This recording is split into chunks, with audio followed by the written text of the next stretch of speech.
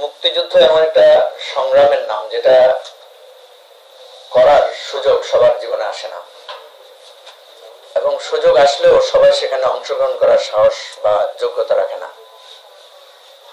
আমাদের এই 54 বছরের এই রাষ্ট্র সংগ্রাম, তারও আগের অনেক 200 বছরের সংগ্রাম আছে, কিন্তু এই 54 বছরের সংগ্রামে আমরা দেখেছি আমাদের অবিস্মরণীয় সূচনা হচ্ছে আমাদের মহান মুক্তিযুদ্ধ, যেখানে অনেকেই যুদ্ধে গিয়েছেন, অনেকে যুদ্ধের সক্ষমতা থাকা সত্ত্বেও যান নাই, আবার অনেকে পাকিস্তানের স্বৈর শাসকদের বিরুদ্ধে সংগ্রামের সাথী হয়েও মুক্তিযুদ্ধকালীন সময় এসে আবার স্বৈর শাসকদের সহযাত্রী হয়েছেন। যেমনি ভাবে আমরা বিগত আন্দোলনে দেখেছি যে আমাদের অনেক সাথীরা আমাদের রেস থেকে সরে পড়েছেন। এমন এমন লোকদেরকে রেস থেকে সরে পড়তে দেখেছি যারা আবার মুক্তিযুদ্ধের সংগ্রাম করেছেন। আপনারা সবাই জানেন, সবাই পরিচিতদের একজন নাম বললে সবাই বুঝে ফেলবেন, জেনারেল ইব্রাহিম সাহেব। উনি আমাদের সাথে সংগ্রামের সাথী ছিলেন লম্বা সময় ধরে, কিন্তু শেষ মুহূর্তে এসে দম হারিয়ে ফেলেছেন এবং নাটকীয় ভাবে উনি মানে ফেসিবাদের এমপিত্ব গ্রহণ করেছেন অত্যন্ত লজ্জাজনক এবং নোংরা ভাবে, এবং ইতিহাস আজকে তাকে ভুলে যেতে বসেছে। প্রিয় ভাই ও বন্ধুগণ, সালাম ভাই সেরকম একজন মানুষ যিনি শুধু এই রাষ্ট্রের স্বাধীনতার জন্য সংগ্রাম করেন নাই, ওরকম মুক্তিযোদ্ধারা যারা সুবিধাবাদী ছিলেন তাদের কাতারেও সামিল হন নাই, বরং নিজের সর্বস্ব বিলিয়ে উনি সংগ্রাম করেছেন। ফলে আজকে সালাম ভাই হয়ে উঠেছেন আমাদের জন্য একজন পথ প্রদর্শক। তাকে নিয়ে আমরা আলোচনা করছি, তার জীবন থেকে আমরা শিখছি, এবং আমাদের জীবনের প্রত্যেক পরতে পরতে আমরা তার উপস্থিতিকে মূল্যায়ন করবো এবং গুরুত্ব দিব। এটাই জীবনের সার্থকতা, এবং আমরা চেষ্টা করব নিজের জীবন অর্জন আমরা করলাম, এতগুলো প্রাণের বিনিময়, এত রক্তের দান,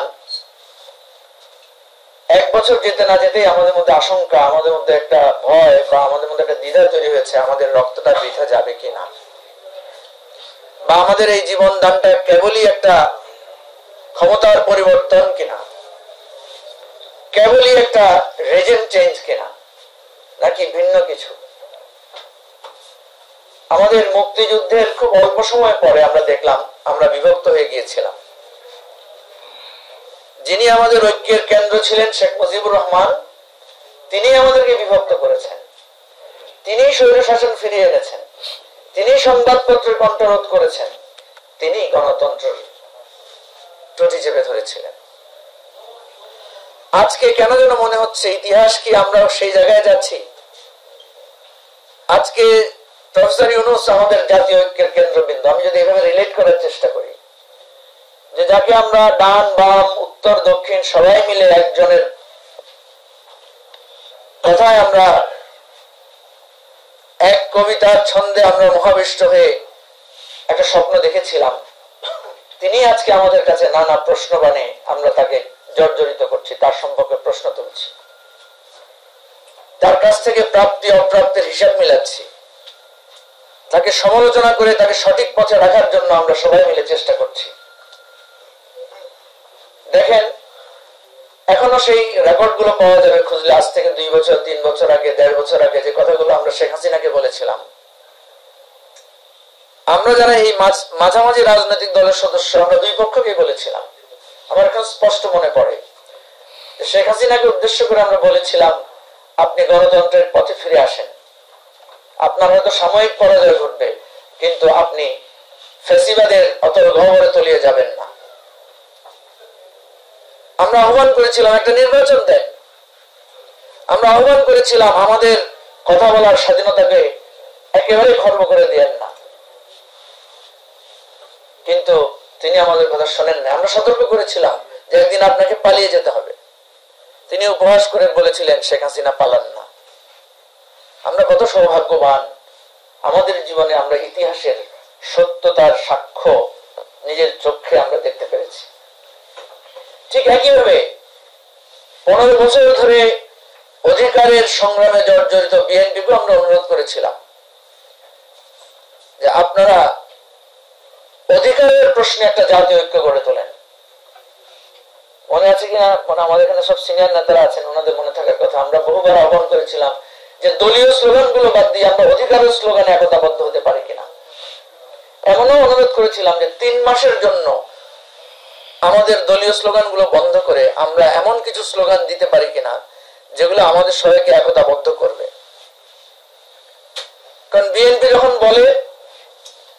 যখন স্লোগান দেয় চোর চোর ভোট চোর, শেখ হাসিনা ভোট চোর, তখন আমরা দেখি আমরাও একই সাথে স্লোগান দিয়ে উঠি।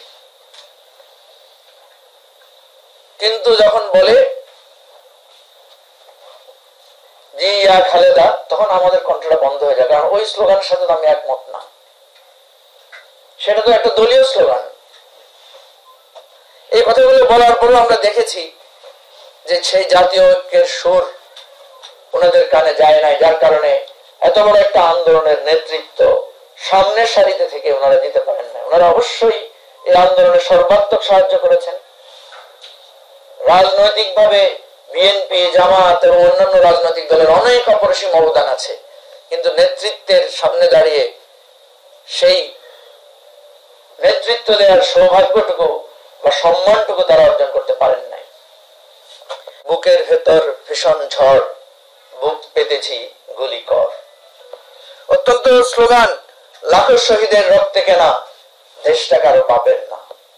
স্লোগানগুলো হয়েছে চেয়েছিলাম অধিকার, হয়ে গেলাম রাজাকার, আপোষ না সংগ্রাম, সংগ্রাম সংগ্রাম।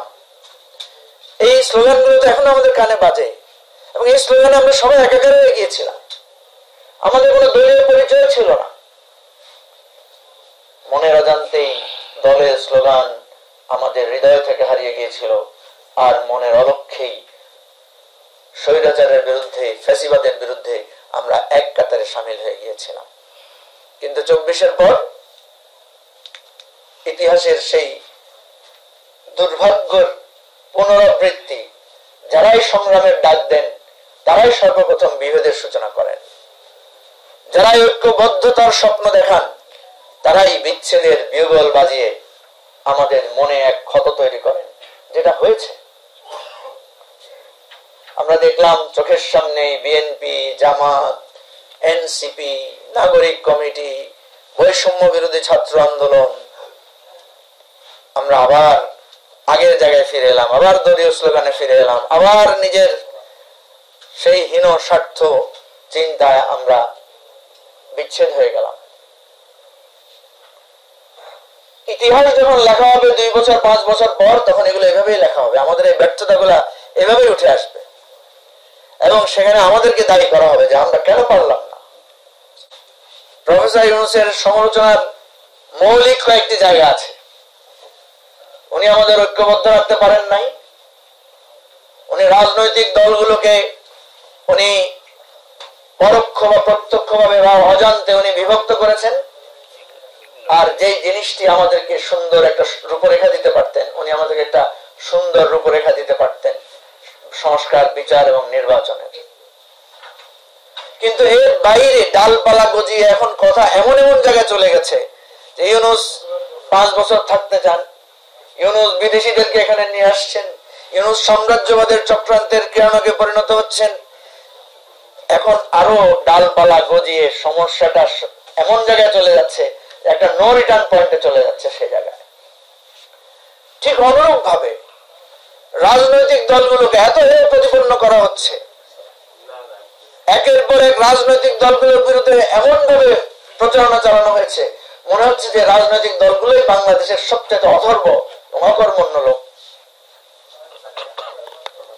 এই জায়গায় আমি আমাদের প্রিয় ভাই আব্দুল সালামকে স্মরণ করি, যে যারা সমস্ত কিছুর মধ্যে দেশকে ভালোবাসেন। রাজনীতিবিদদের অনেক ব্যর্থতা থাকতে পারে, কিন্তু ইতিহাসের পরতে পরতে রাজনীতিবিদরাই টিকে ছিলেন, তারাই সংগ্রাম জারি রেখেছেন, সমালোচনা সত্ত্বেও তারাই আবার ঘুরে দাঁড়িয়েছেন।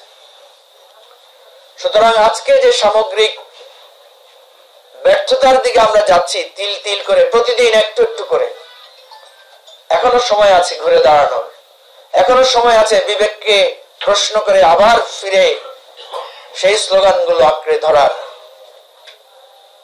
যে বৈষম্যের বাংলায় আমরা যদি বলি যে পরাজিত হওয়ার কোনো উপায় নাই, প্রিয় ভাই বন্ধুগণ, ঢেকে যাওয়া ছায়ার মধ্যেও আমরা আপনাদের পদস্পর্শ পেয়েছি, আপনাদের ভালোবাসা পেয়েছি, আপনাদের আহ্বানে, আপনাদের স্পর্শে আমাদের মিন মিন কণ্ঠগুলো মানুষের সামনে তুলে ধরতে পেরেছি। সুতরাং আজকে শুধু রাজনীতিবিদ আর সরকার বা এনসিপি বা বিএনপি এই বিভক্তির মধ্যে না থেকে আমি আজকে আব্দুল সালাম ভাইয়ের সম্মানে এখান থেকে বলবো যে আমাদেরকে আবার একটা বৃহত্তর ঐক্যের স্বপ্ন দেখতে হবে। সমালোচনার পাশাপাশি ঐক্যবদ্ধতার মালা কিভাবে গাঁথতে হয় সেরকম একটা পরিকল্পনা আমাদের করতে হবে। তাহলে আব্দুল সালামের জীবন স্মরণ করা, তার জীবন আলোচনা করা, তার জন্য প্রার্থনা করা আমাদের সফল হবে। আসুন আমরা সেই একটা পর্যালোচনা, আত্মপর্যালোচনা এবং আত্মসংশোধনের পথে একটা জাতীয় মুক্তির পথ আমরা